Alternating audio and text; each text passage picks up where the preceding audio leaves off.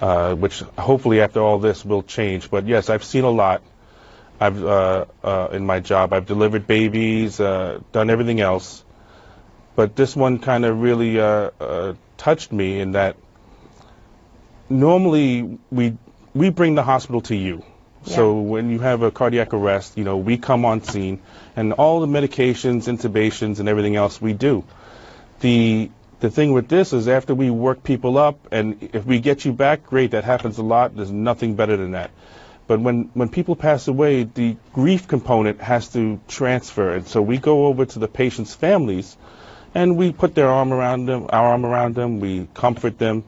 And with this particular case, with a woman who passed away, who was a healthcare worker, and her husband, who was a healthcare worker, who went in because he was an essential employee and came home and he realized that his wife had passed away, and we worked her up and did everything we could.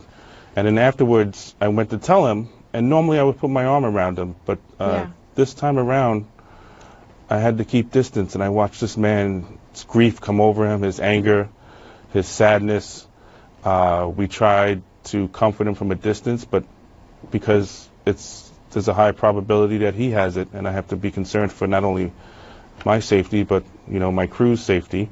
Yeah. And it didn't allow me to, or the crew as well, the capability of consoling the living like we do. Yeah. And so for the first time in my 17-year career, I went back inside the truck and I cried. And it's something that. Because you just had to leave eventually, right? There was nothing more you can do after this man who was trying to take care of his wife was called back into work to take care of others, and then she dies.